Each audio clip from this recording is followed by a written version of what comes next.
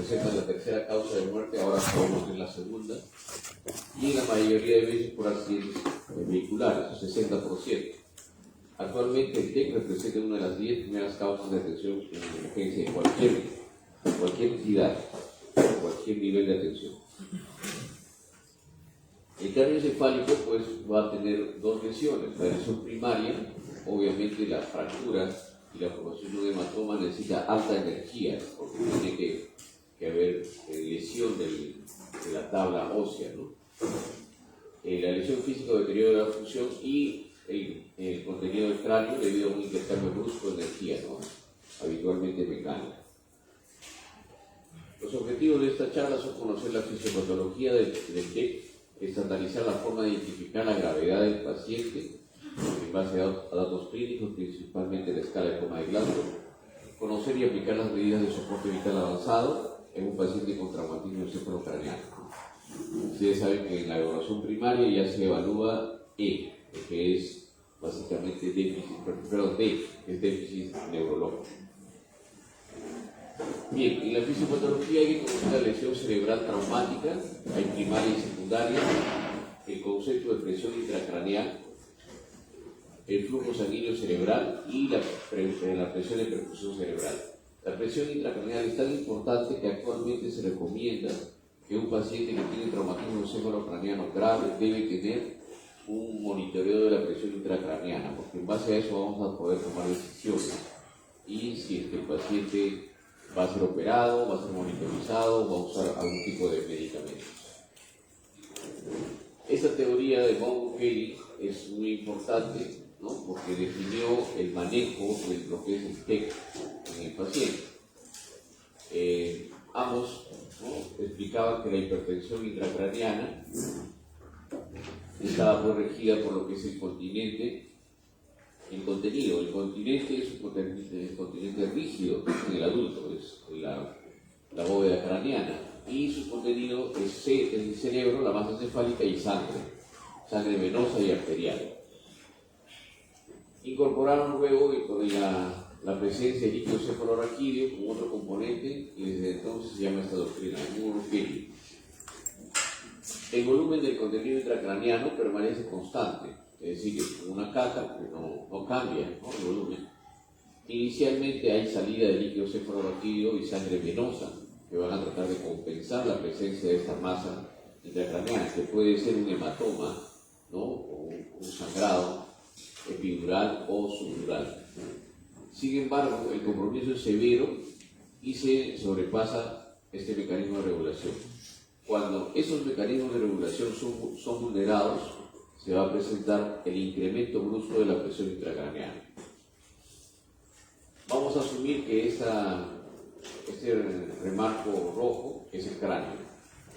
Y cuando se incrementa la presión intracraneana, lo que va a hacer es drenar el líquido cefalorraquídeo y drenar la sangre venosa. Lo primero que hace, tratando de hacer que esta presión intracraneana disminuya, ¿no? O se mantenga no elevada.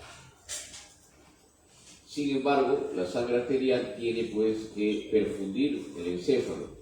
Si nosotros tenemos hipotensión arterial y un incremento de la presión intracraneana, entonces va a haber un daño a nivel de la perfusión tisular encefálica, ¿no? La masa encefálica no varía, no cambia. Podríamos hacer que se modifique algo en su volumen con el uso de diuréticos, ¿no? Pero generalmente esto no debiera cambiar.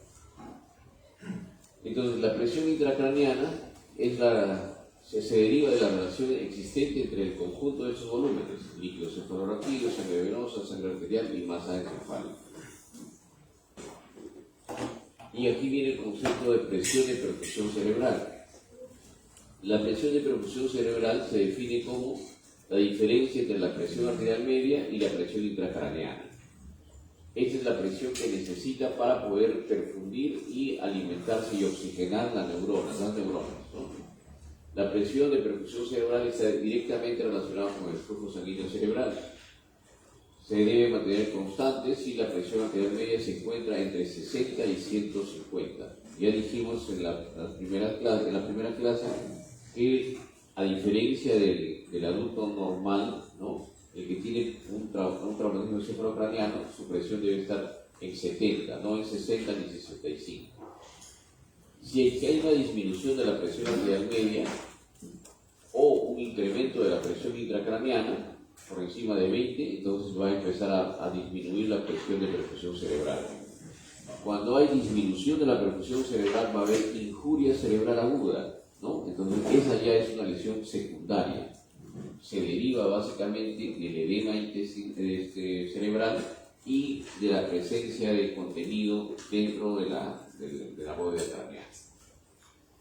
Los componentes entonces de la presión de perfusión cerebral, ¿no?, son la presión arterial media menos la presión intracraneal, ¿no? Normalmente la presión arterial media debe estar entre 65 a 90, ¿no?, y la presión intracraneana debe ser de 15, no más de 20. Si se hace una diferencia entre ambos, la presión de perfusión cerebral debe ser de 50 y no bajar menos de 35, porque si no ya tenemos injuria cerebral aguda.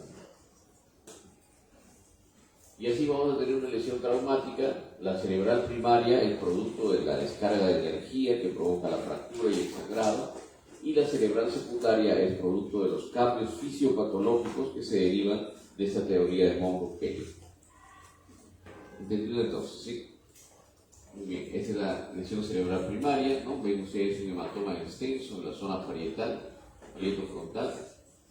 Es una lesión producida de forma directa por un aumento de la energía e impacto biomecánico inicial.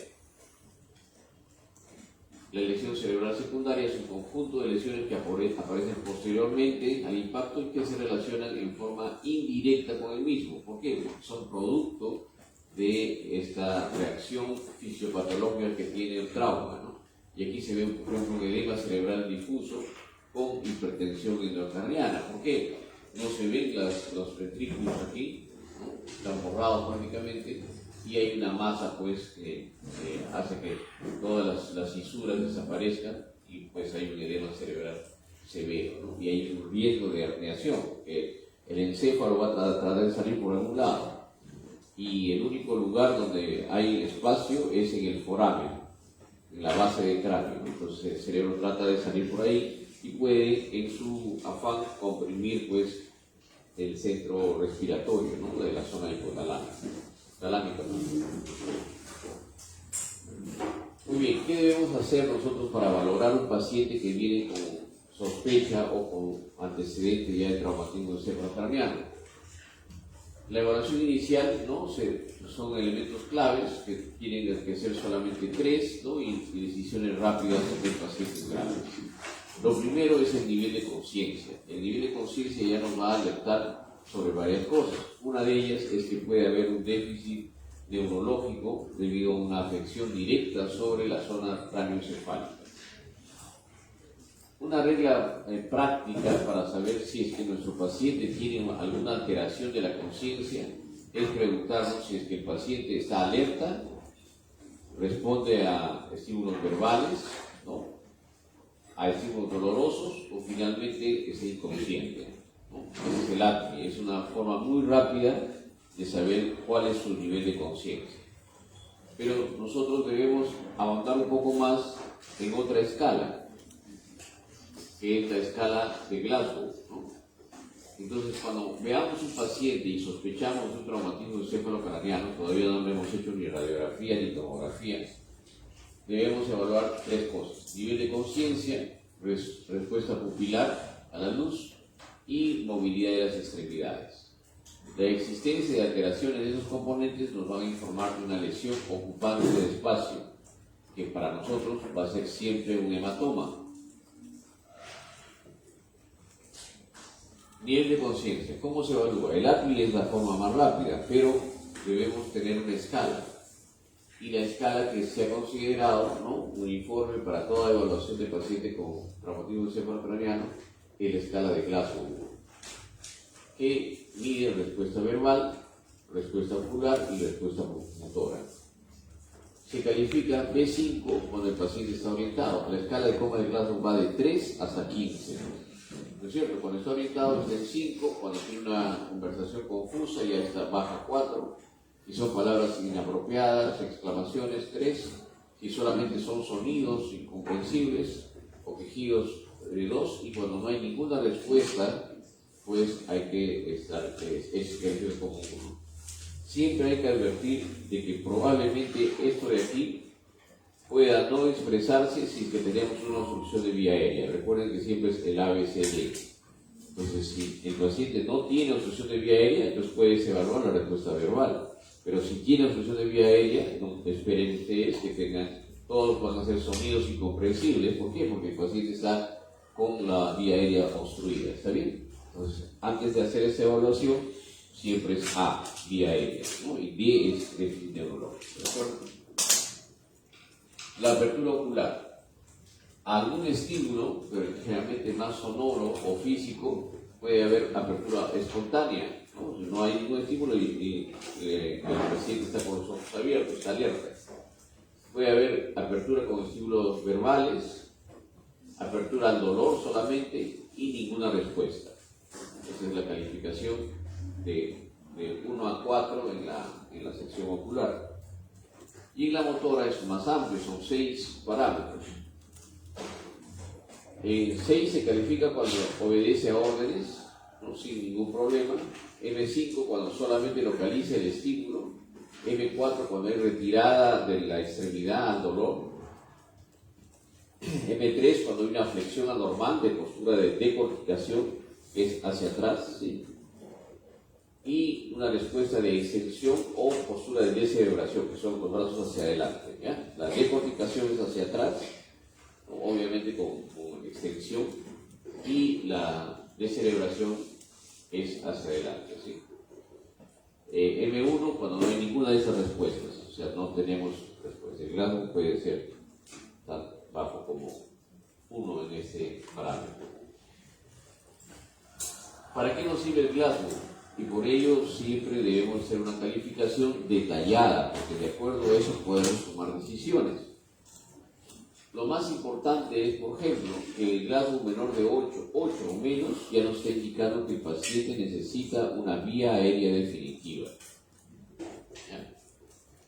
Nos va a calificar la severidad de la injuria craneana o craneoencefálica y se califica de la siguiente manera. Traumatismo encefalocraneano severo es cuando el Glasgow es menor de 8 o menos. TEC moderado cuando el Glasgow está entre 9 y 12. Y TEC leve cuando está en 13 y 15. Pero 15 es normal, todos nosotros debiéramos tener a esta hora de la mañana 15, ¿sí? Pero probablemente, ¿cómo lo diferenciamos? Porque este paciente, además de eso, está con 15 en el momento de la evaluación, pero ha tenido pérdida de conocimiento. Entonces, un paciente que ha tenido pérdida de conocimiento producto del traumatismo y viene con nosotros, es un TEC leve, porque tiene 15, pero con el antecedente de pérdida de conocimiento. ¿Está bien? Respuesta pupilar. Cuando un paciente es producto de estado de algún accidente o es producto de violencia, entonces normalmente el paciente va a tener una descarga adrenérgica, ¿no? Eso es la respuesta física y fisiológica normal de un paciente. Por lo tanto, esa descarga adrenérgica va a causar un estímulo simpático y la midriasis, ¿no?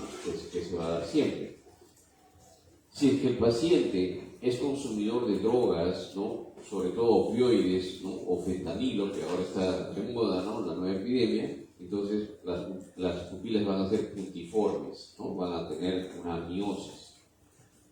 Pero no interesa exactamente cómo está cada una de las pupilas, porque puede ser unas respuestas muy variables. Lo que va a ser más importante es la anisocoria, es decir, la diferencia entre un diámetro y el otro. Lo normal es que la respuesta pupilar a la luz sea similar en ambos ojos o en ambas pupilas. Sin embargo, cuando estas no son desproporcionadas, ¿no? Es decir, hay midriasis y el otro hay un poco de miosis, entonces se llama anisocoria. La anisocoria nos da un dato importante que nos debe llevar a descartar una lesión craneana, ya que es producto de trauma. podría también tratarse de una lesión ocular directa. Descartan esto, lesión ocular directa, y tiene valor pues la anisocoria para poder calificar, sobre todo si es que hay midriasis, el lado que puede estar comprometido con una lesión. Y si hay un mecanismo, una cinemática que nos indica que se ha golpeado en ese mismo lado, pues ya tenemos bastante, o hay una fractura deprimida en el lado derecho, ya podemos nosotros decir que está indicándonos dónde está la lesión, ¿no? Entonces lo importante es que nosotros tengamos simetría, ¿no? Y si no la hay, pues hay que tratar de descartar un compromiso neurológico.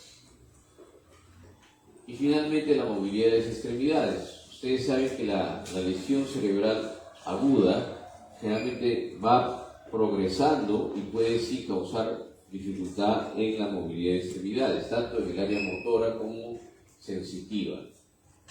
Hay un retraso en el inicio del movimiento, una respuesta motora disminuida en cuanto a fuerza y necesidad de grandes estímulos para que esto se mueva, ¿no? Para que muevan las extremidades. Entonces, todo esto puede calificar. Ustedes ven el paciente que puede tener una posición ya de rotación externa de las extremidades, ¿no? Entonces, eso nos está indicando que hay una pérdida de fuerza, ¿no? Y hacen los movimientos de reflejos, de movilización pasiva, y ustedes notan flacidez, no se mueve con mucha pérdida de tono. Y además de eso hay signos de liberación neurológica, que ustedes los conocen. ¿Cuáles son? El pie, ¿cómo se llama? Babinski, y en la mano, Hoffman. El Hoffman y Babinski son reflejos de liberación neurológica, ¿no? Que nos están traduciendo que puede haber un daño motor a ese nivel. Entonces, ¿cómo reanimamos al paciente? Lo encontramos y el paciente no está intoxicado, no tiene obstrucción de vía aérea, el paciente ha tenido producto de un trauma y viene inconsciente con un glasmo menor de 8. Entonces, ¿qué hay que hacer con un glasmo menor de 8? Intubación endotraqueal. Pero si es un paciente que viene alcoholizado, que es consumidor de drogas, lo han encontrado y no saben el mecanismo del trauma, o tiene una obstrucción de vía aérea y no pueden comunicarse, por eso lo han calificado como un glasmo bajísimo, entonces ese paciente no se debe intubar. Es un producto básicamente de una evaluación no adecuada. No todo paciente que viene inconsciente de una vez tiene que intubarlo. Primero tiene que ser el A, el B, el C y después el D. ¿De acuerdo? Por eso son las prioridades. A, vía aérea, control de columna cervical; B, ventilación; C, circulación con control de hemorragia; y D, evaluación del déficit neurológico y hacer el tratamiento inicial. El tratamiento inicial con glasmo menor de 8 es intubación endotraqueal. Y se pueden dar las medidas generales, que son mecánicas, protección de columna cervical y anestesia y sedación. ¿Cuáles son las medidas mecánicas? Cuando nosotros tenemos un traumatismo encefalocraneano, suponemos que este cráneo tiene una hemorragia y está ocupando un espacio. Lo que tenemos que hacer es que físicamente el paciente tenga una posición que evite que se incremente la presión intracraneana. Si ustedes se paran de cabeza, va a haber un incremento de presión intracraneana, ¿de acuerdo? Si ustedes se ponen a saltar o a correr, va a elevarse la presión intracraneana. Entonces, ¿cómo debemos poner a nuestro paciente? Ahorita lo vamos a ver. Siempre tiene que tener protección de columna cervical. 15% de los pacientes tienen asociación de traumatismo encefalocraneano con traumatismo de columna cervical. 15%, no es poco. Y tiene que tener analgesia y sedación. El paciente tiene que estar tranquilo, ¿no? Idealmente evitar pues ruidos en un ambiente que no les dé mucho problema, ¿no?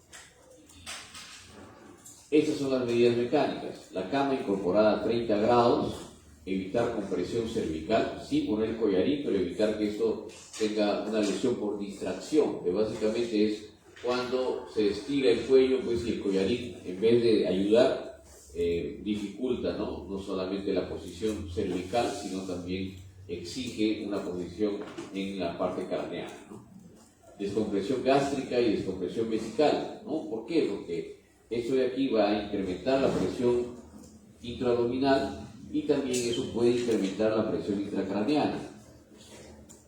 y finalmente mantenerlo con una temperatura adecuada entre 37 y 42 grados centígrados. Esos pacientes que tienen traumatismo encefalocraneano no pueden ser operados por laparoscopía. ¿Por qué? ¿Alguien me puede decir? Así es, la presión intraabdominal cuando se incrementa también tiene una respuesta sobre la presión intracraneana, entonces no se puede hacer laparoscopía. ¿Por qué? Porque si no van a causar más daño que beneficio solamente por el uso de ese procedimiento. ¿Qué es lo que se hacía antes y ahora no se debe hacer? Hiperventilación. Ingresaba el paciente, ¿no? Dice, está con TEC. Agarraban y empezaban con la máquina, con la bolsa, y eran todavía no hemos hecho esa práctica, ¿no? Le daban pues muchas ventilaciones. ¿Cuánto debemos darle? Solamente cada 5 o 6 segundos una ventilación, o no más de 10 a 12 ventilaciones por minuto, ¿sí? Pero esta hiperventilación tenía, entre comillas, la función de barrer todo el CO2, ¿no? Y de esa manera, pues, provocar vasoconstricción.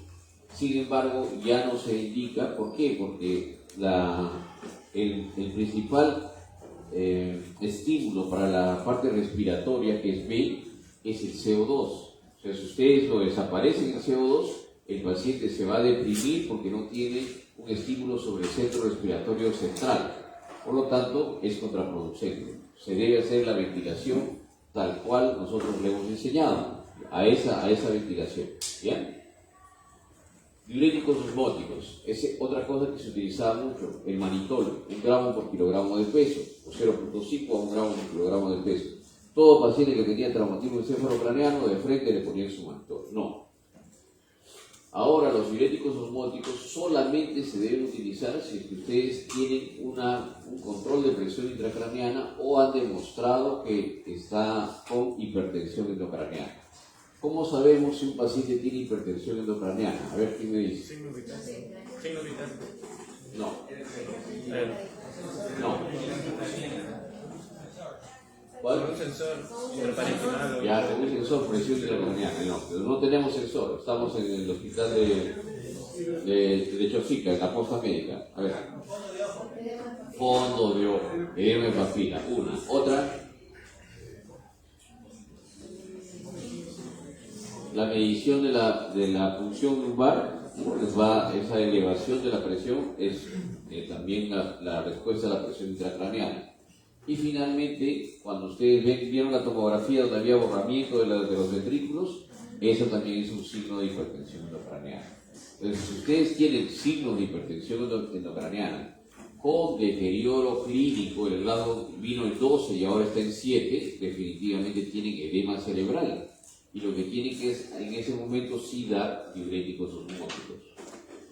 ¿Qué pasa si es un niño, ¿no?, de 6 años, ¿no?, ha tenido una caída y tiene, pues, edema cerebral, ¿no?, es un traumatismo encefalocraneano, no tiene tomografía y el niño empieza a vomitar, ¿no?, se empieza a tener trastorno de sensorio severo? ¿Qué hacen en ese caso? A ver qué harías. ¿Tienen o no tienen? Ya, ¿y cómo sabes? Por el vómito. Por el vómito ya es una expresión, ¿no? Ya, puede ser. ¿Alguien tiene una opinión diferente? ¿Qué dijimos respecto al cráneo del niño? Entonces, los niños pueden soportar un poco más el incremento de volumen. Entonces, los vómitos pueden darse básicamente por una irritación meningia y no más, ¿no? Pero ¿cómo sabemos si hay hipertensión endocraneana o no? ¿Qué hacemos? A unos 6 años, mucha experiencia, ¿no?, para hacer la punción lumbar. No tiene tomografía, ¿qué hacen? Transferirlo a... No hay tomografía, ¿no? Todavía no tiene tomografía. Fondo. Les voy a referir un artículo muy interesante que ha escrito un neurocirujano colombiano, que es el doctor Andrés Rubiano. Búsquenlo ahí. Es actuaciones sobre el traumatismo encefalocraneano a cualquier nivel de atención. Entonces él describe qué es lo que debes hacer cuando estás en una ambulancia, cuando estás en un centro de salud que no tiene tomografía, cuando estás en un centro que tiene tomografía, que tiene neurocirujano, que tiene sala de operaciones, que tiene emergenciólogo. Todos los niveles están descritos, ¿no?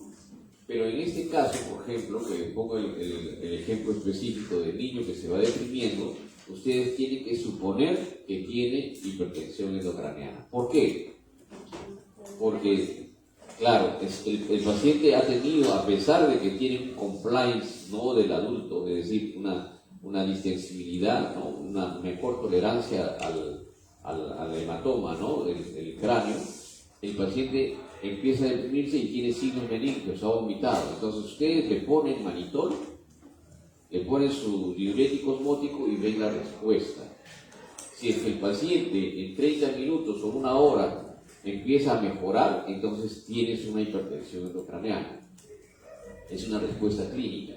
Pero si el paciente se está deteriorando cada vez más, entonces por ahí no va la lesión. Y ahí sí tiene que transferirlo lo más rápido posible. No espere tomografía ni nada, porque probablemente va a terminar en una craneotomía. ¿Listo? Entonces los diuréticos osmóticos son muy útiles, sí, pero hay que saber en qué momento utilizar. ¿Por qué en un adulto no es conveniente utilizar el diurético osmótico? Si tenemos un hematoma, ¿no?, un hematoma ya organizado, ¿no?, ha sangrado, ¿no?, por el producto del trauma primario, y nosotros, ¿qué hacemos con el manitol? Hacemos que el encéfalo se incremente o reduzca su volumen. Al reducir bruscamente el volumen del encéfalo, ¿qué pasa con el hematoma que está contenido ahí?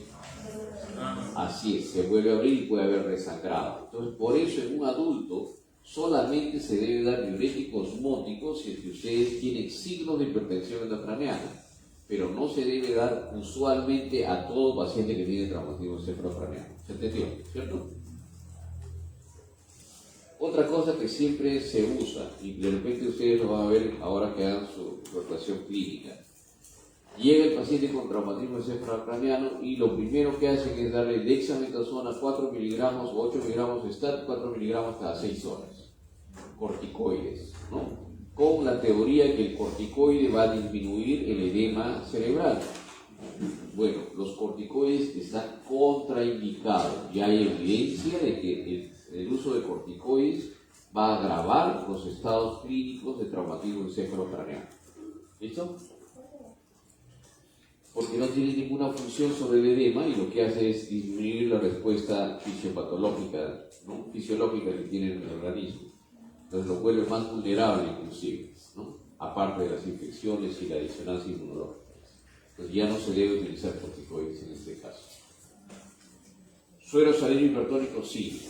Aquí dice pendiente estudios, pero actualmente ya tenemos evidencia de que podemos utilizar suero hipertónico. ¿Qué es lo que va a hacer? Con pocos volúmenes van a mantener presión elevada, ¿no?, y la presión elevada primero la presión arterial media elevada, va a hacer y va a asegurar la perfusión cerebral. Acuérdense que tenemos que tener en un paciente con traumatismo encefalocraneano la presión arterial por lo menos limítrofe y hacia arriba, ¿no?, a diferencia de cualquier otro tipo de trauma. ¿Para qué? Para que venza la hipertensión endocraneana y logre perfusión tisular. Si es que la hipertensión endocraneana es muy alta y la presión arterial media es muy baja, entonces no va a haber perfusión y va a haber en poco tiempo una injuria cerebral, ¿no?, y daño cerebral. Bien, ¿cómo vamos a tratar? TEC leve, ¿se acuerdan? 14 a 15 con pérdida de conocimiento, ¿sí? Medidas generales, la posición que les mencioné, el periodo de observación debe ser de 6 a 24 horas, esto es evolutivo, no se olviden. Reposo gástrico, analgésicos, en este caso utilizar paracetamol, no tanto AINES porque pueden tener alteración de la coagulación. La posición, ya saben, que es que 30 grados, ¿no?, con la cabeza semi levantada, y en este caso podría considerarse una radiografía de cráneo y también de columna cervical, ¿no?, más o menos opcional. Hay que hospitalizarlos teniendo los criterios de hospitalización y dar de alta con indicaciones escritas. Listo, TEC leve. En el TEC moderado, todas las medidas del TEC leve, pero además de eso se incrementa el periodo de observación a 48 horas. hospitalizarse según los criterios, aquí sí es mandatorio la radiografía de columna cervical. La posición 30 grados, ¿no? La lateralización 45 no más, y una solución isotónica, siempre da cloruro de sodio 9 por mil para mantenimiento. No, en este caso no estamos dando hipertónica. Analgésicos si procede y vigilar mediante el Glasgow, respuesta pupilar y funciones vitales, ¿no? Manitol opcional. Ya saben que manitol solamente si tienen signo de hipertensión endocraniana. Y té grave.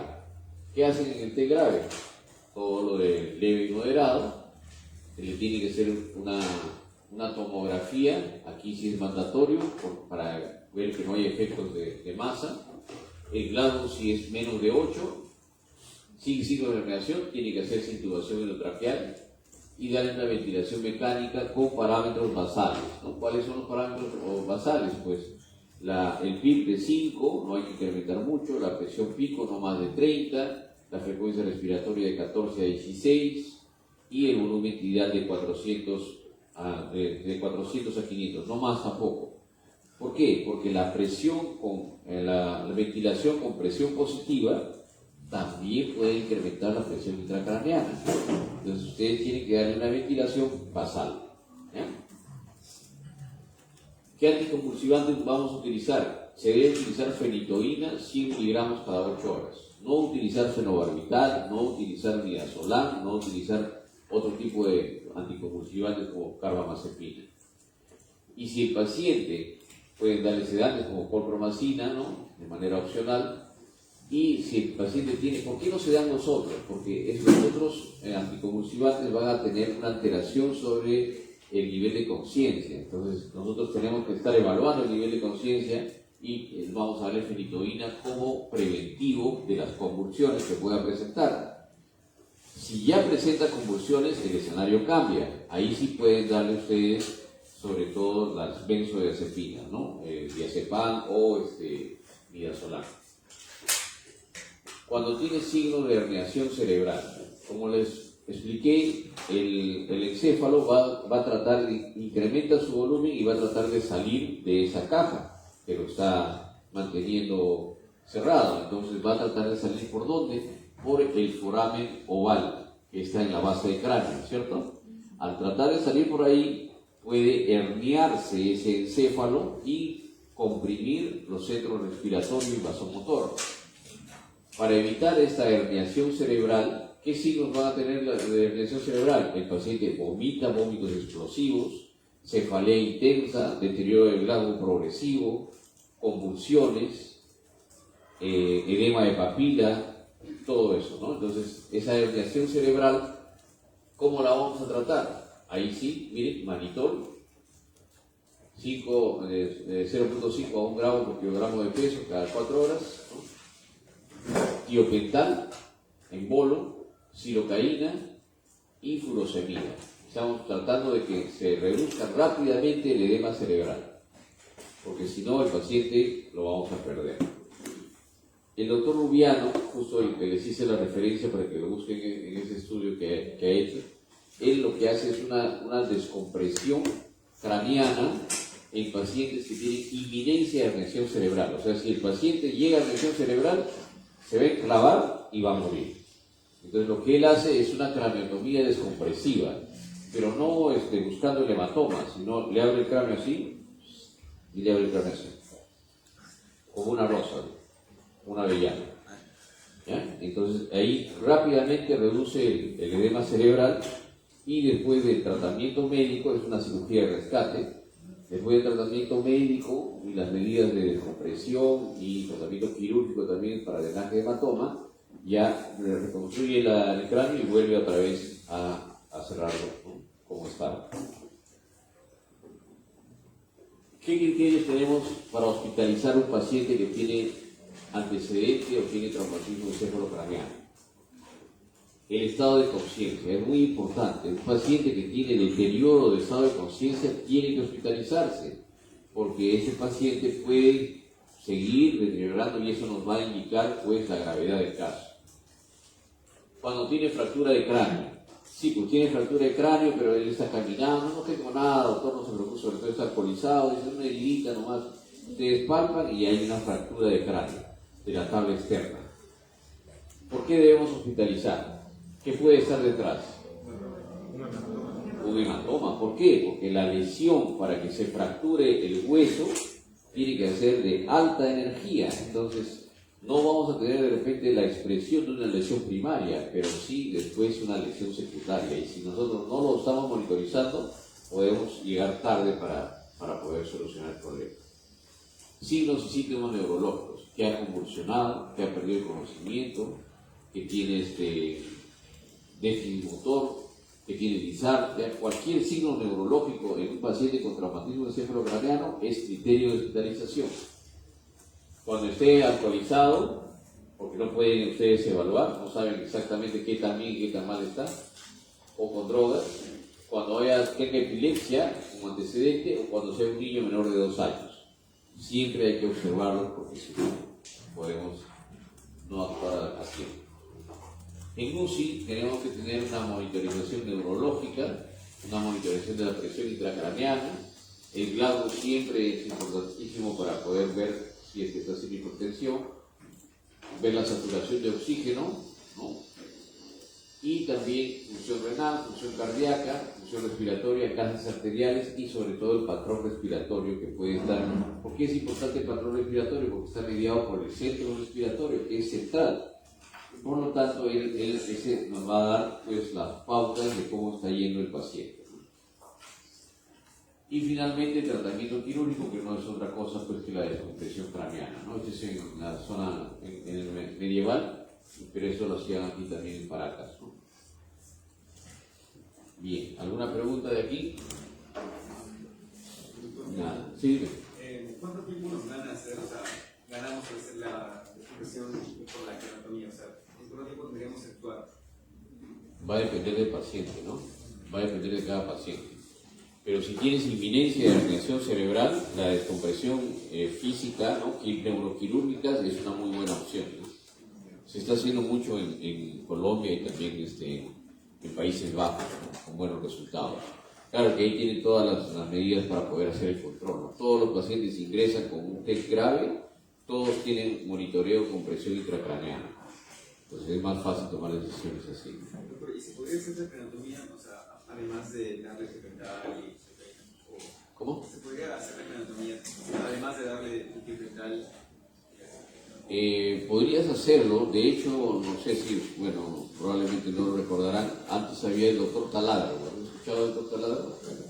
Era un cirujano en Cusco que tenía su taladro, andaba con su taladro. Y de verdad, en Perú pasa todo. Perú es Jerusalén, no, tenemos todos los milagros que puedan haber. Entonces, ¿qué hacía él? Llegaba el paciente con un hematoma epidural y es muy fácil de determinar, ¿no?, la zona donde tiene que hacer la descompresión, y en la zona, generalmente las lesiones son parieto-temporales, ¿no es cierto? Entonces él hacía con un taladro común y corriente, con una broca de metal, perforaba el cráneo y hacía la descompresión craneana, ¿no?, la trepanopunción. Y bueno, después ya lo condenaron a la cárcel y estuvo un tiempo por ahí y ya después ya dejó de hacer esas cosas, ¿no? Pero de que se puede hacer, sí se puede hacer. Sin embargo, probablemente ha salvado algunas vidas, pero también ha mejorado otras, ¿no? ¿Por qué? Porque tiene que hacerse siempre con condiciones controladas. El que uno tenga, y por eso les invito a que lean ese artículo, es muy interesante, ¿no?, para saber qué hacer cuando ustedes tienen un traumatismo encefalocraneano a todo nivel de atención, ¿no? Ahí mencionan también en espacios o cuando tienes en condiciones austeras. No tienes más que un estetoscopio, un cloruro de sodio, ¿no?, y tu pericia clínica. Entonces, con todos esos elementos tú puedes hacer lo necesario para evitar mayor compromiso en el paciente, ¿no? No hay que volverse neurocirujano de a pie, ¿no?, sino hay que hacer las cosas como corresponde, ¿no?, sin sin exagerar, pero también sin dejar de hacer. Porque la clásica es, llega el traumatismo encefalocraniano, uy, no, está muy grave. Hay que hacer, no hay que hacer nada. Y no hacen nada. Le ponen su suerito y no hacen absolutamente nada. Pero si no hacen nada, ¿qué va a pasar con el paciente? Lo van a perder. Entonces tienen que saber ustedes exactamente cuáles son los pasos que pueden hacer y no, ¿no? Y hay toda una investigación respecto a la respuesta que podemos dar, ¿no? Como conclusiones, tiene mucha importancia reconocer las lesiones primarias y secundarias, ¿no? Sobre todo las secundarias, puede haber edema cerebral y ustedes no lo han dejado pasar. La escala de coma de Gladstone es una herramienta muy útil para estratificar y también para tomar el diagnóstico y tomar medidas, ¿no? Y no se olvide la teoría de Monro-Kelly, ¿no? Que hay una compensación, ¿no? Natural, fisiológica, pero después se fabrica este mecanismo y se va a dar una lesión muy rápida sobre el deterioro de la presión de perfusión cerebral. Y existen nuevos conceptos respecto al uso de fármacos con traumatismo cerebrovascular. O sea, no usar corticoides, usar manitol solamente si se demuestra la hipertensión endocraniana y utilizar sí solución hipertónica para reducir los volúmenes. Listo. Bien, ahora vamos a hablar de... Doc, Sí. para el tratamiento del TEC grave usted había mencionado que tendríamos que mantener unos parámetros para la ventilación que ofrecíamos al paciente. Ah, sí. No sé si lo podría repetir. Cuando ustedes hacen una programación del ventilador mecánico, tenemos rumores, no. Ahí está. Acá. Uno se refiere a parámetros básicos, ¿no? Acá lo pondré ya, porque tienen comunicados. Entonces la ventilación mecánica tiene varios parámetros. Dentro de ellos, la frecuencia respiratoria, ¿no? La frecuencia respiratoria, la presión al final de la expiración, el volumen tidal o volumen de aire corriente, también tienen la presión pico, ¿no? La presión máxima que puede llegar, y la relación inspiración-expiración, ¿sí? Entonces los parámetros básicos, ¿no? Para saber cuánto le vamos a dar es, por ejemplo, en la frecuencia respiratoria va 14 a 16, ¿ya? El PIB va de 5, el volumen tidal es de 8 mililitros por kilogramo de peso. A ver, pesa 70, vamos a ponerle, ¿cuánto es? 7 por 8, 56, ¿no? En la tabla, no más de eso. Eso le llaman hipoventilación, ¿no? Hipoventilación permisiva, que son parámetros esenciales básicos que te van a permitir que el paciente ventile adecuadamente y darle soporte ventilatorio. La presión pico no puede ser más de 30, no mayor de 30 milímetros de mercurio, y la ventilación siempre tiene que estar 1-2 o 1-3, 1 de inspiración y 2 segundos de expiración, y más o menos en ese... ¿Aló? ¿Aló? ¿Aló? No quiero. ¿Listo?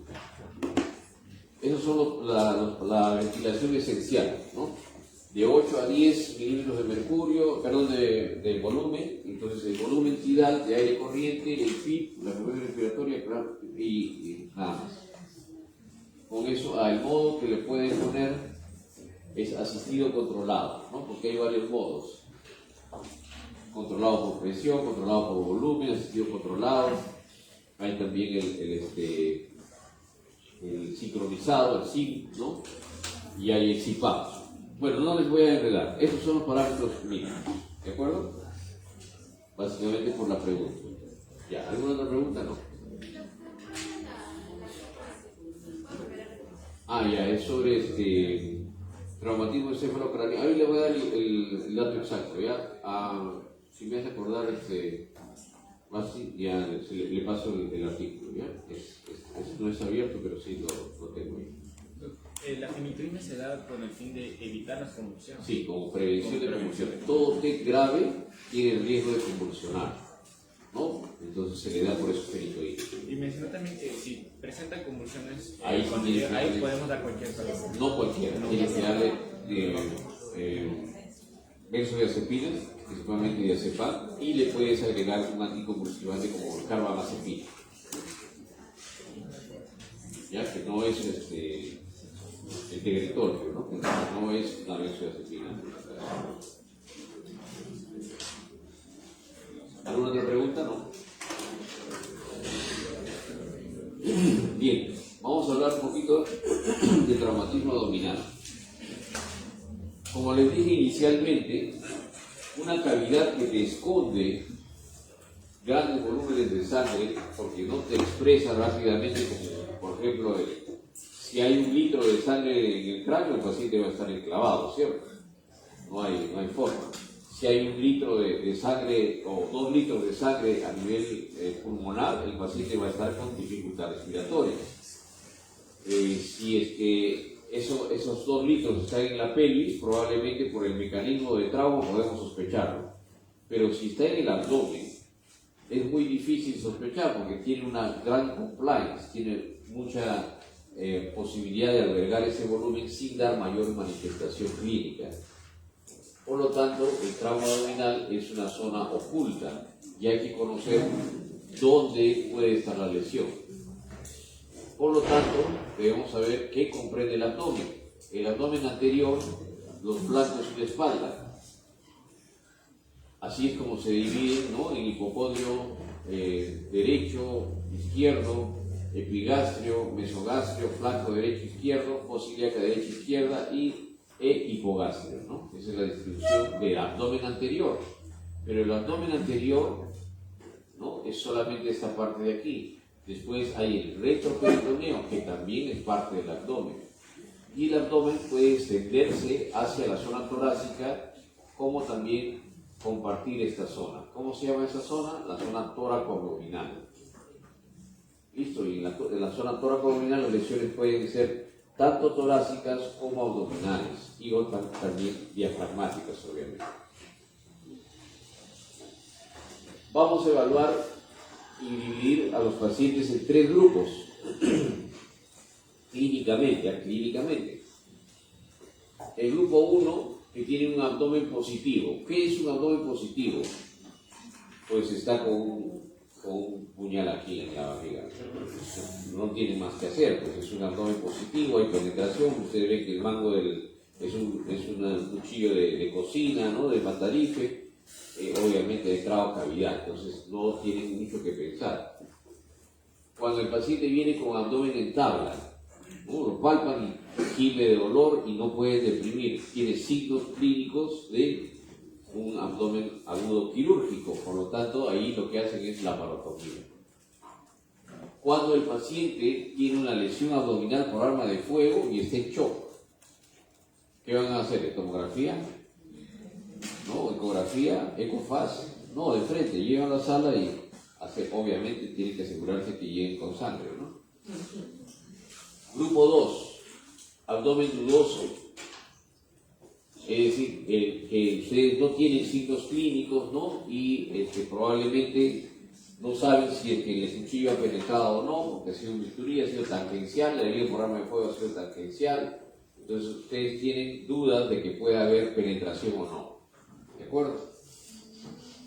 Y el grupo 3 es que el paciente tiene una respuesta alterada al dolor. Es decir, es un paciente que tiene traumatismo encefalocraniano, es un paciente que es consumidor de drogas, está alcoholizado, o tiene un daño neurológico, ¿no? Secuelar, o es un paciente anciano. Entonces, probablemente él no les va a referir adecuadamente el dolor. Hay que sospechar de ruptura de víscera hueca. El lavado peritoneal diagnóstico ya no se hace muy poco, ¿no? En escenarios muy austeros y ya ha sido sustituido ampliamente por la ecografía o el PAS. Sospecha de ruptura diafragmática. Hay 3 lesiones abdominales ¿no? Y en trauma en general, que nosotros debemos tener mucho cuidado al momento de evaluar, porque te pueden ocultar lesiones o la interpretación no siempre es la mejor. Primera, un paciente politraumatizado, o sea, no solamente tiene una lesión de una cavidad, sino de varias. Segundo, un paciente que tenga traumatismo tóraco-abdominal, es que las lesiones están por debajo de la sexta costilla y están en la zona abdominal alta. ¿Ya? Paciente con traumatismo pélvico, que a veces oculta toda esa clínica. Y pacientes con traumatismo encéfalo-craneano grave. Entonces son 4 patologías en las cuales uno tiene que tener muchísimo cuidado porque las lesiones pueden ser muy severas y pueden pasar desapercibidas. Y cuando uno ya tiene la expresión de esas lesiones, va a ser demasiado tarde. La paroscopía diagnóstica, van a ver que su uso está muy limitado, ya que tiene 2 componentes muy importantes. El primero es que tienes que usarlo solamente en pacientes hemodinámicamente estables. Con eso ya te está reduciendo casi el 60% de todos los pacientes traumatizados. Y segundo, que el poner neumoperitoneo en la cavidad va a incrementar las presiones y va a limitar pues, muchos procedimientos, ¿no? ¿Cómo debemos evaluar un paciente que sospechamos o tiene una lesión abdominal? Primero, si está inestable, ¿no? O está estable, o está marginalmente inestable, es decir, está en la etapa 1 y 2, donde está compensando, ¿no? Con mecanismos vasomotores, la presión arterial y la frecuencia cardíaca. Siempre el ABC, aunque ahora ya es A' o AABC, ¿no? Ahora les voy a pasar un artículo que ha escrito también Paula Ferrada sobre ya no es el ABC, sino para ella es el CAB.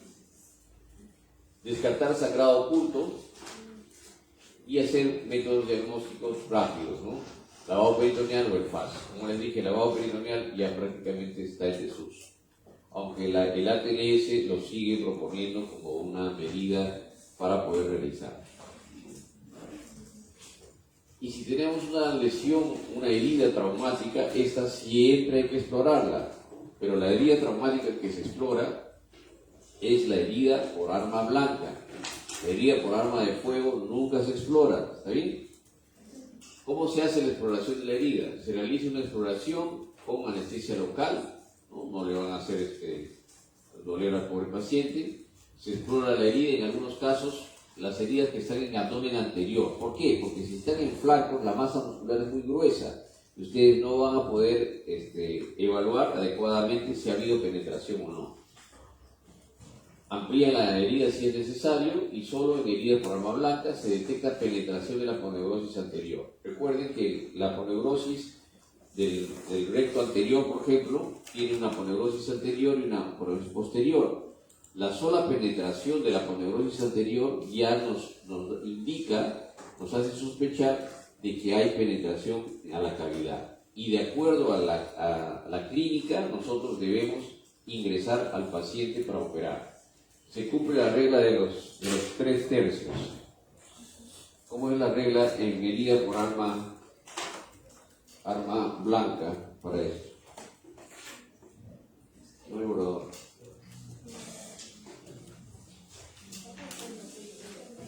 ¿Quién tengo?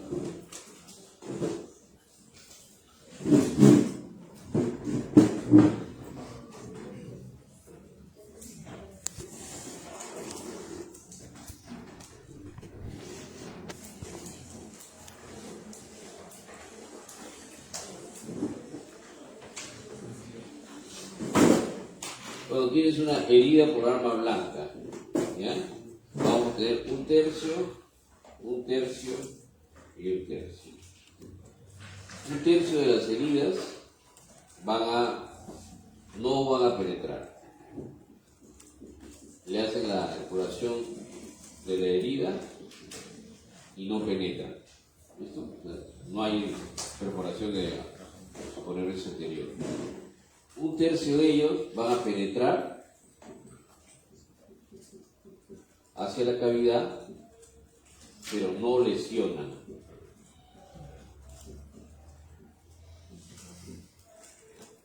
y un tercio van a penetrar a la cavidad y van a lesionar. ¿Está bien? Entonces, aproximadamente 2/3, que es 66%, ¿sí?, tienen opción de manejo no operatorio. ¿Sí? ¿Por qué? Porque el único manejo operatorio tendría que darse en el tercio de las heridas que penetran y lesionan. Porque esta de aquí, las dos, si ustedes hacen la paroscopía o la parotomía, no van a encontrar lesiones. O van a encontrar lesiones que están autolimitadas. Entonces, lo que se hace actualmente es el manejo no operatorio de heridas penetrantes por arma blanca. Y lo que se hace es una evaluación clínica en el Hospital Carrión, ya hace más de 6 años, se hace un seguimiento, ¿no?, y se va viendo si es que el paciente presenta o no lesiones a ese nivel, ¿no? Entonces, por eso es que es muy útil el uso de la exploración local de la herida para ver si es que el paciente tiene lesiones o no, ¿ya? Otro método que es muy fácil de hacer, ¿no?, y obviamente tiene que tener el equipamiento y el entrenamiento, es el FAS. FAS quiere decir ultrasonografía o sonografía, ¿no?, focalizada en trauma, ¿ya? Es el focus assessment, que es examen, sonografía y trauma. Es el examen sonográfico focalizado en trauma, ¿ya? Eso quiere decir FAS. Es rápido, de bajo costo, repetible, reproducible y no invasivo, ¿no? Son imágenes a tiempo real, hay escalas de puntuación y no necesariamente puede ser un radiólogo. De hecho, lo que más realizan el FAS no son los radiólogos, son los emergenciólogos y los cirujanos. Necesitan prueba de aprendizaje y miren, les da sensibilidad hasta 90%, 91% y especificidad 94%. ¿Cómo se hace el FAS? Se colocan los transductores, el transductor en este caso, y se va viendo el espacio. Ese es el FAS extendido, ¿no?, donde busca la ventana pericárdica, así en la zona subsifoidea. Lo usual del FAS son esas tres, 1, 2 y 3. Uno es el nivel del espacio hepato-renal, otro es el espacio espleno-renal y otro es el fondo de saco recto vesical o de Douglas, ¿ya? Lo que buscamos con el FAS, líquido libre en cavidad. No sabemos si es sangre, si es contenido intestinal. Lo único que buscamos nosotros es la presencia de líquido libre en cavidad. La sola presencia de líquido libre en cavidad nos está diciendo FAS positivo.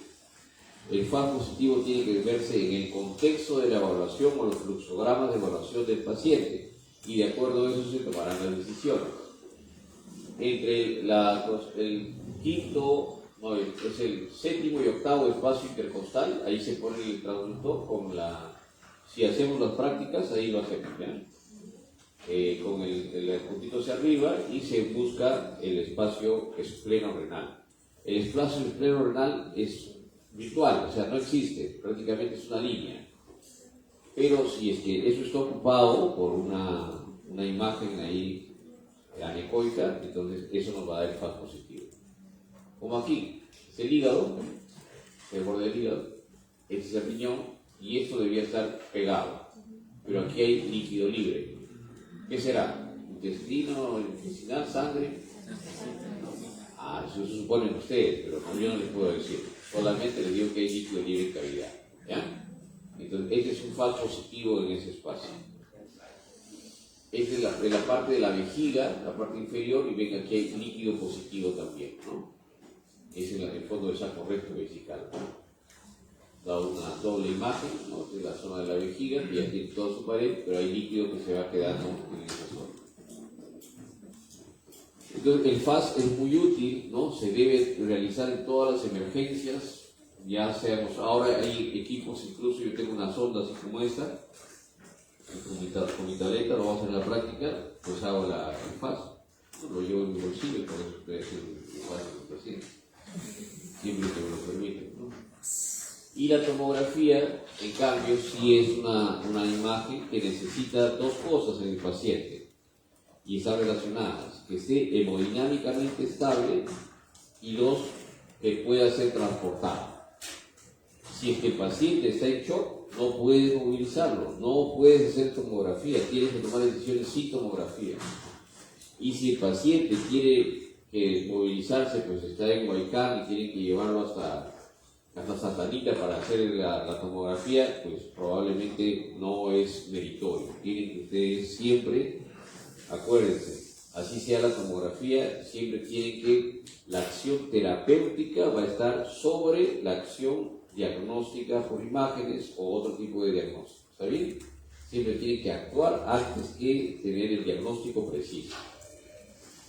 Bien, necesitas tiempo, costo, personal, experiencia radiológica también. Bueno, ahora las máquinas son muy buenas.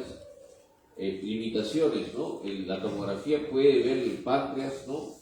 Y las vísceras huecas, cosa que la ecografía no. La ecografía pero está diseñada, ya saben, solamente a determinar líquido libre de cavidad, no a evaluar las lesiones. Es mayor utilidad para el manejo no quirúrgico. Si ustedes quieren hacer un manejo no quirúrgico, a propósito, no sé si se ha abierto la sesión, pero el día de mañana voy a estar en una conferencia sobre trauma hepático y manejo no operatorio que toca a mí. Entonces, solamente si ustedes quieren hacer manejo no quirúrgico, dicen que este paciente trauma hepático vamos a manejarlo sin operar, lo cual está bien. Más del 60% de las lesiones ahora se manejan no quirúrgicos. Pero si no tienes tomografía, no. No puedes estar probando, ¿no? No puedes hacer manejo no quirúrgico si careces de tomografía. Cuantifica la estabilidad de los órganos. De hecho, las clasificaciones de las lesiones hepáticas, esplénicas y todo están basadas en una imagen tomográfica para ver cuánto es la magnitud de la lesión. Y aquí vamos a hacer una pequeña comparación, ¿no? Y qué utilidad tiene cada uno de esos procedimientos, ¿no? No está la laparoscopía aquí para poder diagnosticar. La ultrasonografía para líquido libre de cavidad, si tienen, los tres tienen buena función.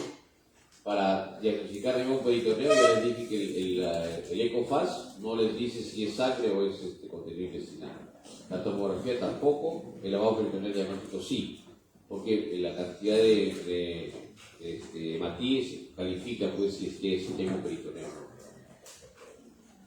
La lesión de vísceras sólidas, mejor evaluada con la tomografía. Lesión intestinal, mejor evaluada con lavado peritoneal, es decir, si tiene una lesión. Lesión diafragmática, por ninguno de ellos, mejor evaluado por laparoscopía, ¿ya? Lesión diafragmática. Lesión retroperitoneal, siempre la tomografía va a tener muy buena función para evaluar la lesión retroperitoneal.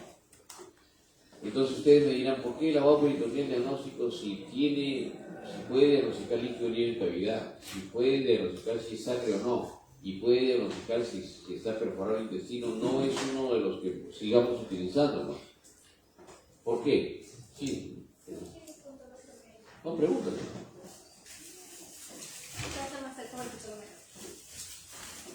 Al oído. ¿Por qué no utilizamos el lavado peritoneal diagnóstico?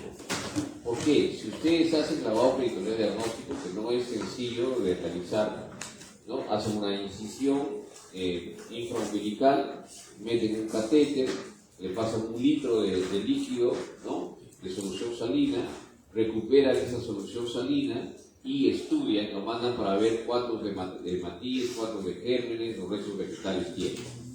Muy bien, si ustedes hacen esto, hacen el lavado peritoneal diagnóstico y no toman decisiones, es decir, ha salido con un peritoneo, pero ¿cómo está el paciente? Ya esa pregunta está de más.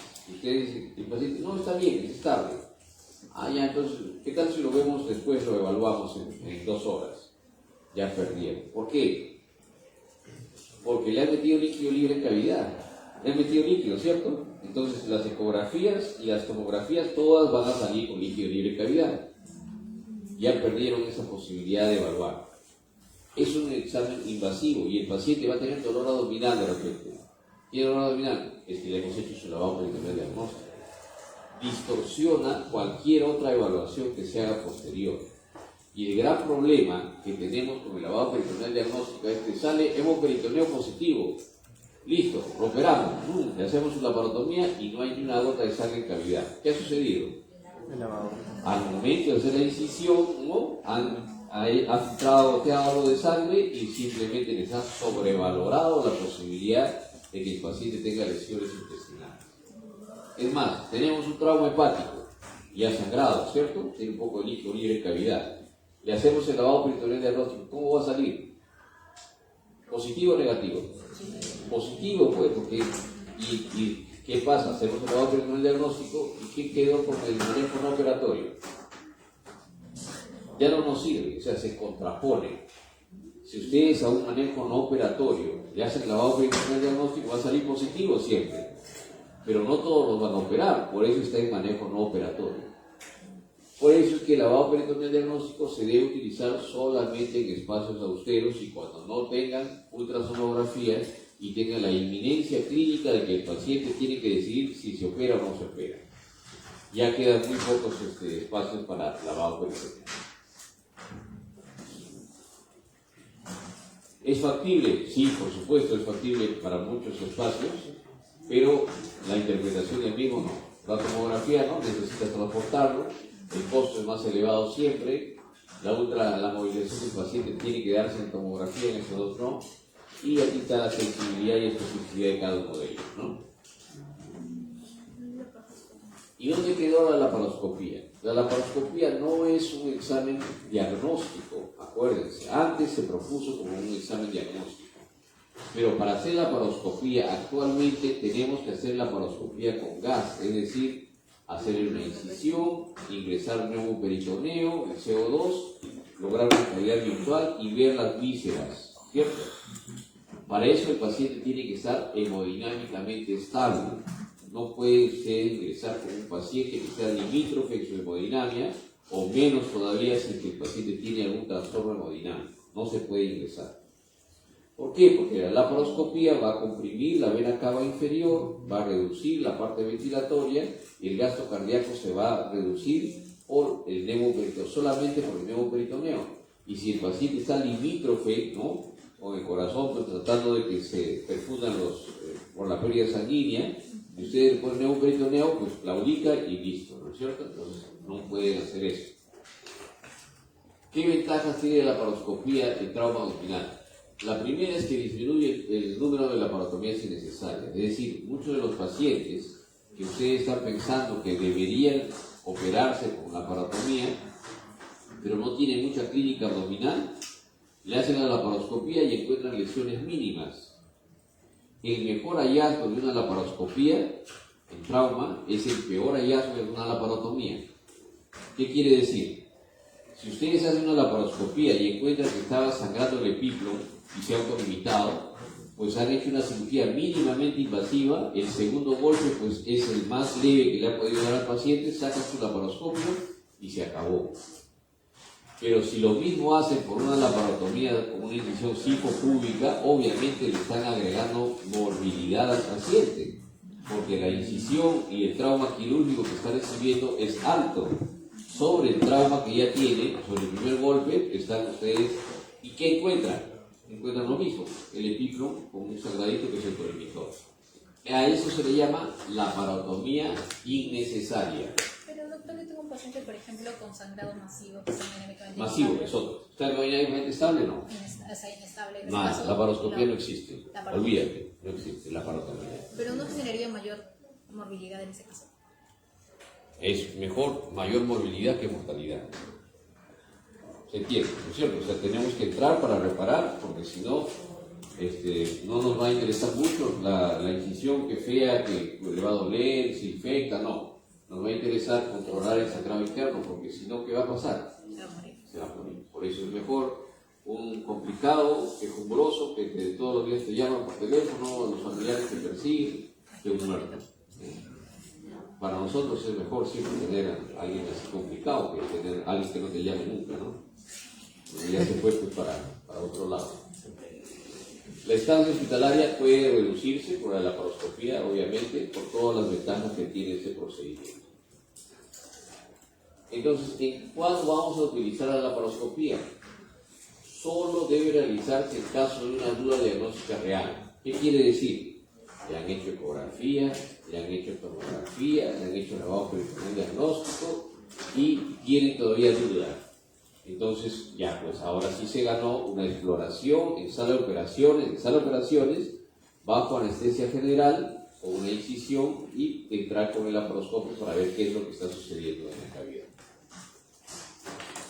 Y cuando existe la posibilidad de un manejo conservador, ¿qué quiere decir? Que ustedes lo que van a entrar con el laparoscopio es ver, no hay nada, qué bien, saca el laparoscopio y continúa con tratamiento conservador, ¿no? La exploración sin sentido puede llevar a complicaciones. ¿Listo? Entonces la laparoscopía debe utilizarse, sí, puede utilizarse en trauma, pero en ese espacio, cuando tengan el tiempo suficiente, no estén corriendo, el paciente esté hemodinámicamente estable y todavía persista la duda. ¿Cuándo no hacer laparoscopía? A ver, tenemos un paciente con abdomen agudo. ¿Le hacemos la laparoscopía? No, pues. ¿Por qué? Porque está con abdomen agudo. O sea, probablemente hay una lesión abdominal. No es necesario ver dónde está la lesión, sino tratar dónde está la lesión. ¿De acuerdo? Tenemos un paciente con herida por arma de fuego en abdomen anterior, 2 balazos. ¿Le hacemos laparoscopía? No, pero está hemodinámicamente estable. ¿Le hacemos laparoscopía? No, pues no le hacemos laparoscopía porque tiene lesiones. La bala pues no ha ido pues, esquivando los intestinos, ¿no es cierto? Los ha perforado. Por lo tanto, ya saben ustedes que tienen lesión. Si le hacen laparoscopía, van a tener que convertir el procedimiento. No tiene ningún sentido. Tienes un paciente que llega a la emergencia, ¿no?, en shock. Encuentran que no hay nada respiratorio, probablemente es abdominal. ¿Le hacen laparoscopía o no? No, pues así es tiempo dependiente. Demoran y el paciente se desangra y lo perdieron. ¿De acuerdo? Entonces sí tiene su espacio, pero hay que saber en qué momento realizar. ¿A este le hacemos laparoscopía? No. ¿A este con una herida de arma de fuego? No. Ya. Aquí, trauma múltiple, ¿no? Es por carga múltiple. Puede ser que no, pero sí. Para evaluar el trauma abdominal, ¿no?, también hay que evaluar y hay que poner sonda nasogástrica y sonda Foley, porque son cavidades que se deben explorar y pueden estar lesionadas. Si ustedes le ponen una sonda nasogástrica y empieza a salir sangrado digestivo, ¿no?, sangre, quiere decir que hay una perforación gástrica. Y no tiene que hacer más, tiene que operar al paciente. ¿Se acabó?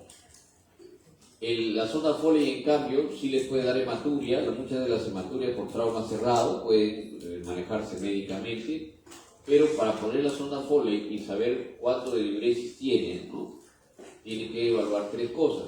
Primero, si es que hay edema escrotal con equimosis, como ven aquí, si es que hay sangre en el meato y el dedo de guante tiene sangrado, o al momento de hacer el tacto rectal la próstata está elevada a 2 centímetros. ¿Qué quiere decir? Cuando tienen esos signos, acuérdense, equimosis escrotal, sangre en el meato por el meato urinario, ¿no?, hematuria por el meato urinario, y elevación de la próstata más de 2 centímetros, ¿no?, pueden tener un trauma uretral. Y si ustedes le ponen la sonda Foley, van a buscar una falsa vía y van a agarrar el problema. Un principio del abordaje de trauma es no hacer daño, no provocar mayores lesiones. ¿Ya? ¿Cómo? Si es mujer, no hay problema ahí. No hay pronto por haber, así que... Lo que pasa es que, a ver, la mujer, ¿cuánto tiene de diámetro la uretra? De longitud. Menos de 2 centímetros, ¿no? Y el varón es variable, pero por lo menos más de 5, sí. En algunos más, en algunos menos. Bueno, vamos a tomar las decisiones. A ver, este es el programa de trauma abdominal cerrado. No ha modificado mucho, ¿no? Es bien antiguo, pero no ha habido modificaciones mayores. Si el paciente está inestable, ¿no?, trauma cerrado, y el abdomen es anormal, es decir, hay signos, ¿no?, de estigmas de trauma, y también hay signos peritoneales de dolores, entonces hay que hacer una laparotomía. Pero si está inestable, pero el abdomen es normal, es decir, no hay ninguna manifestación de clínica abdominal, podemos hacer los exámenes diagnósticos y de acuerdo a eso buscar las lesiones. Si el paciente está estable, cuando esté estable, lo que debemos hacer es una exploración abdominal, ¿no? Si que la exploración abdominal significa la exploración clínica, ¿ya? No la laparotomía. La exploración abdominal, si esta es normal, vemos el estado neurológico. Si es normal, pues observación del paciente, no tiene lesiones probablemente. Si su estado neurológico está alterado, es el tipo de paciente B que les decía, o 2, ¿no? Entonces sí hay que hacer exámenes diagnósticos.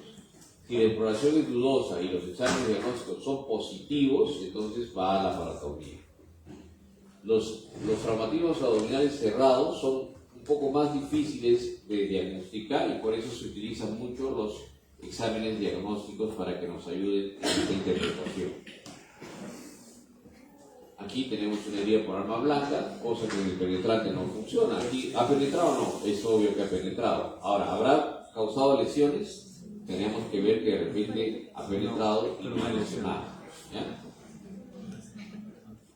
El trauma abdominal abierto, si es por arma de fuego, si está inestable, no tiene que pensarlo siquiera. Tiene que estar ya en sala de operaciones lo más pronto posible. Si hay tiempo, les voy a pasar un caso, ¿ya? De la vida real. Ahorita. Estable. Si está estable y el arma de fuego es en la zona anterior, ya por acá, ¿sí? ¿Qué van a hacer? Ecografía, tomografía, nada de frente de la laparotomía. Si el paciente tiene herida tangencial, ahí sí podrían hacerle sus exámenes, ¿no? Para ver si ha penetrado o no ha penetrado, ¿sí? Desde la laparoscopía, hasta tomografía. Si es una herida punzo penetrante y está estable, vamos a ver si es que tiene peritonitis, es decir, si tiene reacción peritoneal. Si no la tiene, o es lateral o en torso, una tomografía. Si es anterior, si la herida es en la zona anterior y no tiene peritonitis, no tiene signos peritoneales, le hacemos la exploración de la penetración. Ya les he explicado cómo, ¿cierto? Exploración local de la herida. Si esta es positiva, pues hacemos los exámenes, o si no, de frente va a la laparotomía. Si esta es negativa, observamos al paciente, porque puede ser que esté en este rango de lesiones, y si el paciente evoluciona bien, pues listo, va a tratamiento conservador o no quirúrgico. ¿Cómo vamos a hacer una laparotomía? ¿Cuáles son los pasos más importantes? Se hace la laparotomía, una apertura rápida. Aquí no hay que decir, mira, ¿sabes qué? Pon el cauterio, por aquí nomás, no vaya a ser lo que estás desviando, ¿por qué le estás cortando así? Le va a quedar feo el ombligo, no, olvídense. Es en una, ya está abierto el paciente. ¿Ya? Lo primero que tienen que hacer es buscar la hemostasia. 4 cuadrantes, con compresas, 1, 2, 3 y 4 cuadrantes. ¿Ya? Dividen el abdomen imaginariamente en 4 y lo cubren. Tiene que hacer, yo les expliqué a algunos en la mesa, ¿no? Cuando se hace la limpieza, se hace desde las mamilas hasta las rodillas. ¿Por qué? Porque si es una lesión vascular, vamos a utilizar injerto de safena. Y si es una lesión tóraco-abdominal, de repente vamos a abrir el tórax externalmente o una toracotomía anterolateral izquierda. Por eso que tiene que estar preparada también la zona torácica. ¿De acuerdo? Lo primero que tiene que hacer es control de hemostasia, ¿no? Ponen las compresas y 2. Se cumple la regla, la laparotomía en trauma es la regla del 2, ¿no? Siempre hay 2. 2 cirujanos, 2 horas, 2 aspiradores, todo es en par, ¿ya? 4 cuadrantes, ¿no? Todo el par de 2, ¿ya? Acuérdense siempre de eso. No más de 2 horas de tratamiento quirúrgico. Siempre 2 cirujanos, no es que, bueno, el interno no más que me ayude, no. Es el peor error que puedes cometer. Tienen que operar a 4 manos, no son 2 manos y un ayudante, son 2 cirujanos. Después de controlar la hemostasia viene el control de contaminación y después de ambos, exploración de las lesiones, preparación de las mismas y cierre sin tensión. En algunos casos el paciente está tan mal que ustedes tienen que pasar a cirugía de control de daños, es decir, una laparotomía abreviada y programarlo para una nueva intervención. ¿Está bien? Eso lo vamos a ver en la siguiente clase. Bien. A ver, les voy a pasar el casito, para que Una tengamos idea. consulta. Usted menciona que la laparoscopía en este caso no funciona como diagnóstico, ¿verdad? Pero si yo tuviera que operar a un paciente, así sea estable o inestable, ¿de frente hago laparoscopía? No, si está estable y si tienes duda de que pueda tener lesiones, hazle la laparoscopía. Ahora, estamos utilizando sí la laparoscopía de avanzada. Por ejemplo, esplenectomía, grafía vesical, grafía intestinal, grafía diafragmática, todo hemos hecho por la laparoscopía. Es más, hasta exploración transmediastinal y sutura cardíaca. Pero eso no lo recomiendo. ¿Por qué? Porque tienes que hacerlo en una curva de aprendizaje final, es una laparoscopía de avanzada. Muchos están usando la laparoscopio ahora para todo, ¿no? Y en trauma, pues, es la oportunidad que tienen para poder iniciar su exploración laparoscópica. Es el peor escenario. Por el tiempo que tenemos en la Lógico, la laparoscopía siempre es más tiempo y paciente estable. En trauma es menos tiempo y el paciente generalmente viene inestable.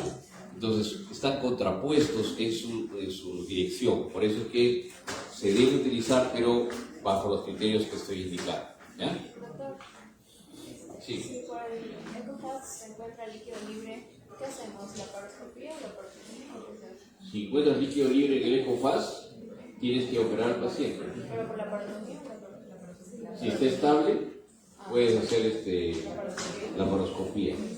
Pero si está inestable, siempre laparoscopía. A ver, vamos a ver. Sí, díganme, pregúntenme. ¿No te interesa qué?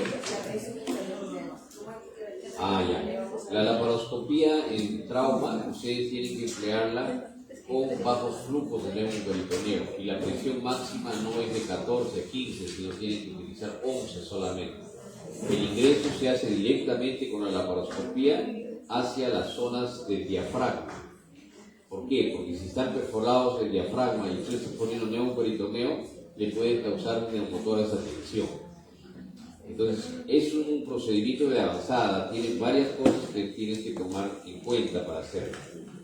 Si quieren saber más de esto, pueden leer el libro de ciencias, ¿cómo es? Ciencia práctica, algo así, de cirugía laparoscópica, que está en la biblioteca, ¿no? Ah, sí. Ya, ahí yo escribo 3 capítulos de laparoscopía. Recién se están enterando. Para el próximo ciclo van a estar bien enterados.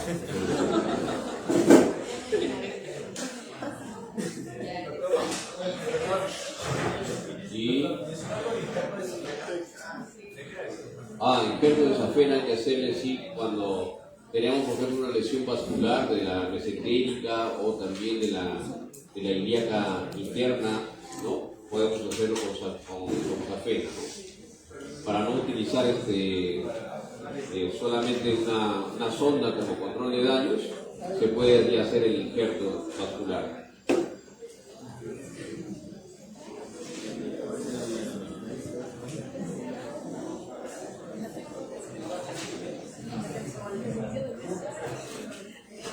A ver, les cuento este caso.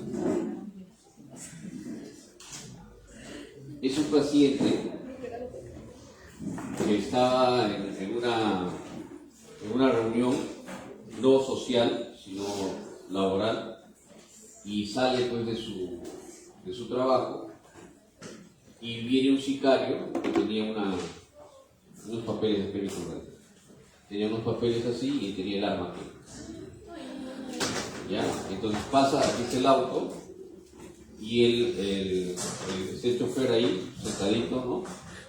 Y estaba el señor, ¿no? El que fue agredido, sentado en el asiento de copiloto.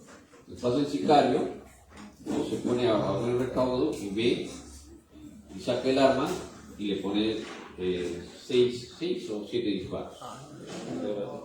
Ustedes lo han visto en la televisión. Ya, él es el secretario de Protección Civil. ¿Ya? Ahora ustedes me van a decir qué ha pasado.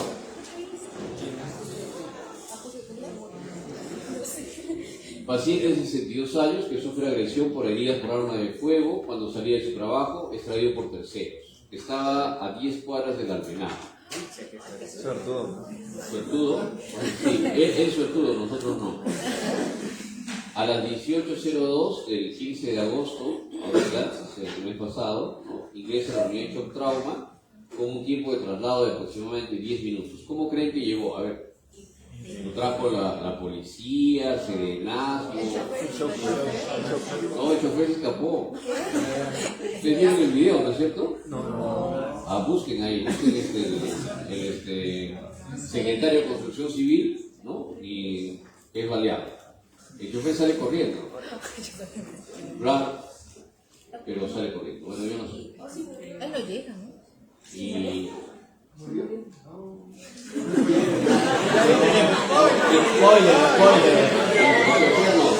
chofer no murió, el chofer se escapó. Bueno, entonces, ¿qué es lo que sucede? Llega a la unidad de trauma caído por sus compañeros. El sicario, ¿no?, el gatillero, cuando estaba escapándose, sale alguien de Construcción Civil y lo balea, ¿no?, y le provoca una fractura de arma de fuego en la pierna derecha y se cuelga de la motolineal y se escapa. No sabemos qué será. Vamos a ocuparnos del paciente, ¿ya? Entonces presenta lesiones por herida de arma de fuego, lesión cervical, tórax y abdomen. Miren, lesión cervical, tórax y abdomen. Fue encontrado en el piso con trastorno del sensorio, ¿no?, inconsciente y sangrado por heridas. Eso está referido a toda la historia, no se ha cogido ninguna interpretación. Ingresa con sudoración profusa, frialdad distal y palidez. ¿Qué es lo que tiene ese paciente? Shock. ¿Qué tiene? ¿Qué es lo que hay que hacer?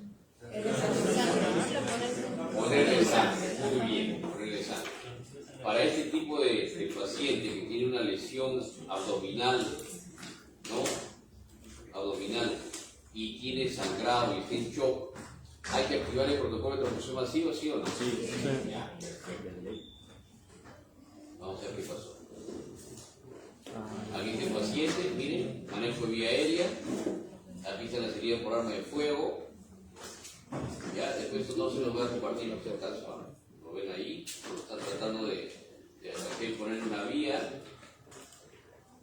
Listo, aquí ven las lesiones, ¿no?, en la parte posterior, la parte de esta zona cervical, está tratando de dar ventilación con máscara, válvula, bolsa.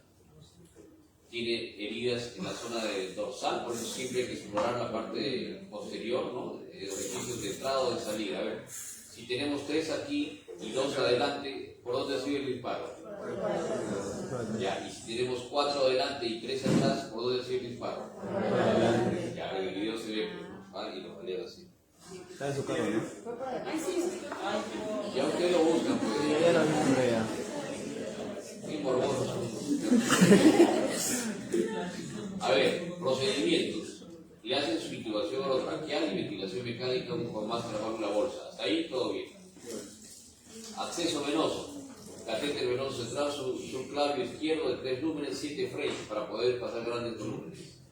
2 vías periféricas anticubitales, 18 frames. Aquí sí debía ser 14-16, ¿no? Colocación de sonda Foley con hematuria macroscópica, sonda nasogástrica, contenido gástrico alimentario, no hay sangrado. Inicia fluidoterapia con 1000 de cloruro de sodio. Se solicita hemoderivados, inicia noradrenalina, arranque, 20 cc. Agar, pH 7.09. Lactato 9. Hemoglobina 13.5. ¿Está sangrando o no? Sí. Por la hemoglobina, miren cómo está la hemoglobina. ¿Es fiable la hemoglobina? No. Ya, ahí ven, miren, cómo está la hemoglobina. Pero el lactato nos está diciendo que el paciente ha desviado, exactamente, se ha desviado su metabolismo. Mapeo radiológico, básicamente no para poder diagnosticar, sino para ver dónde están las balas, ¿sí? En cavidad abdominal, 2 PAP en cavidad abdominal. ¿Listo? ¿Qué hay que hacer? La parotomía, pues. Llegamos a los riesgos del trauma. Paciente, choque hemorrágico, insuficiencia respiratoria tipo 1, traumatismo abdominal abierto por proyección de fuego, descartar trauma hepático, descartar trauma torácico, hematuria, descartar trauma vesical, trauma cervical por PAF, no sabemos, descartar lesión vascular. Muy bien. Estaba el shock trauma, 4 de shock trauma, 2 residentes, estaba el cirujano vascular, apareció el cirujano del tórax. ¿Y qué necesitaba el paciente? Sangre. Y no le dio sangre. Muy bien, pedimos sangre. Doctor, con pruebas cruzadas, ¿no? No le hemos No, tomado la depende. muestra todavía. Ah, ya. Depende. Aunque ustedes no lo crean, con pruebas cruzadas, ¿no? No, No, le toman la- depende. no le hemos podido tomar la muestra, doctor. ¿No le pusieron sangre? No le pasaron sangre en No. la unidad de shock trauma. Entonces yo le dije, ¿lo abro acá o lo abro en sala? Depende de ustedes. Ya subieron a la sala. Lo subieron a la sala. Muy bien. Ingresas a la operación. ¿No? Presenta parada cardíaca. Llegando a la operación, presenta parada cardíaca. Cuando el paciente llega a shock trauma y entra a shock trauma, ya le estaban haciendo con sus paletas el desfibrilar. Y le digo, ¿tiene pulso carotidio? Sí tiene, doctor. Entonces, ¿qué hace con sus paletas? Eso es desconocimiento completo de cómo es un paciente con trauma. Ellos querían manejarlo como maneja todo paciente médico, ¿cierto? Va a ser parada cardíaca y ya está con su desfibrilador, pero ahí lo que él necesita es que lo reanimen y le hagan lo quemen o qué. ¿Qué necesita? Sangre, muy bien, muy bien. Entonces presenta parada cardíaca. Ya cuando está entrando a sala de operaciones, el emergenciólogo está encima de él dándole su reanimación. Se le realiza una toracotomía anterolateral izquierda, hasta ahí no teníamos sangre todavía, se le hace masaje cardíaco directo e intento de clampaje de la aorta. Bueno, clampamos la aorta, pero no sabíamos si era la aorta porque no tenía nada de sangre, entonces no había consistencia en la aorta. Hacemos una laparotomía y ahí llega la sangre. 2 unidades, 2 paquetes globulares. El doctor, ¿quién va a firmar? Aunque les parezca mentira, así pasó. Hacemos abonamiento hepático derecho, ¿no? Por trauma hepático grado 3, ligadura de segmentos intestinales, 3 segmentos y una colectomía derecha no reglada. O sea, el colon está destrozado. Lo que hacemos es meter un clavo aquí, separarlo, disecarlo y hacerla de una vez cerrar ambos cabos. Y encontramos que había una lesión a nivel de la vena cava inferior, estaba perforada. Entonces, yo le hago la ligadura superior, pero intervascular. Intervascular hace su intento de reparación vascular. Ustedes entenderán que él está con un dedo ahí comprimiendo el sangrado y no puede hacerlo. Quería suturar. Así es, sí, con su dedo. Entonces, hay que ligarlo, no hay que ligarlo. Entonces, llega el otro vascular. El paciente se operó no en la sala de operaciones, sino en la camilla, pero en sala de operaciones. Porque no daba tiempo. Si tú lo pasabas, ya ahí quedaba, ¿no? Terminaba de morir. Entonces se hizo la ligadura del cabo inferior y en el intento de reparar la perforación, se murió. ¿Qué le pasamos? La fusión de 4 paquetes globulares. Tiene 4 paquetes globulares, de unas 6 plasmas y 6 plaquetas. O sea, en menos de 30 minutos el paciente se murió. Ahora, ¿qué es lo criticable? 4 cosas. Primero, que no hay ningún enfoque de cómo se debe abordar un paciente con trauma. Sabemos que trauma vascular por arma de fuego, trauma abdominal por arma de fuego y el paciente en shock, ese paciente tiene que entrar a sala de operaciones y tiene que recibir sangre. Si no, se va a morir, como pasó. Ese es el primer concepto que no se tiene. Y los emergenciólogos y el de banco de sangre y todo, después estaban llorando, pero en realidad no sabían exactamente qué es lo que tenían que hacer. Y eso es falta de entrenamiento, simplemente, falta de entrenamiento, de comunicación. 2. El cirujano lo que tiene que hacer aquí es rápidamente control de sangrado. Si viene el cirujano vascular, nosotros tenemos un dicho en trauma. Si llegó el cirujano vascular, el paciente ya se murió. ¿Por qué? Porque si nosotros llamamos al cirujano vascular, nunca el cirujano vascular está así en su tópico, ¿no es cierto? El cirujano vascular sabe dónde estará, tomando su cafecito, o de repente no está de guardia, está de retén. Entonces, si tú lo llamas, todo ese tiempo que va a demorar en venir es el paciente que se está yendo. ¿Por qué? Porque es una lesión vascular. Entonces, Si ya lo llamaste, bueno, va a ser muy... Y cuando llega, ¿qué creen que va a hacer? Un cirujano vascular, pues, de saco y corbata, ¿no? Todo elegante, va a venir a ligar una vena, no, pues no le parece, no está dentro de su background, no entienden eso. Voy a venir yo de Miraflores, ¿no? Del Arcomar, estaba paseando para venir y atender a este paciente y le voy a ligar, eso lo puede hacer cualquiera, ¿no es cierto? Sí, pues, pero entonces, ¿qué es lo que hace? Clan vascular, dame clan vascular aquí, clan vascular allá. No, eso sí, no, hay que ligarlo. No, deja, no, vamos a ponerle. Y llega el otro vascular y se pusieron a hacer la reparación vascular, se murió. Porque no sabían. ¿Por qué? No sabían. ¿Por qué? Porque si ustedes confían en que el cirujano general, ¿no? O el cirujano de emergencia va a resolver eso, no llaman a nadie. Doctor, en ese momento no hay un líder que diga esto se hace, esto no, Muy bien, déjalo ahí. muy buena tu pregunta. Porque si se mete... ¿Quién cree que debe ser el líder? El que sabe. No debe ser el líder. Pero tienes jefe de guardia, jefe de servicio, y jefe de departamento, que todos son jefes. Pero después, jefe de anestesiología, que bueno, no saben qué hacer, ahí se murió. Ahora, esto de aquí se repite. Mira, es la toracotomía que estamos haciendo, como ustedes ven, estamos con mandilón ni nada, entonces se está dando un masaje cardíaco, como vieron en la práctica. Eso fue el 15 de agosto, al día siguiente fue el Congreso Panamericano de Trauma. Bien,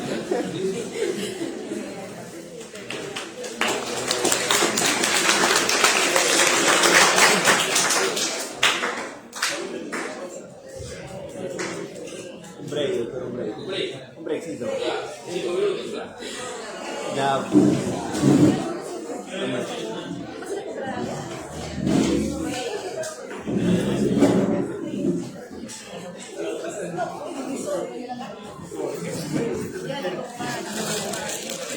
Soy buena amiga.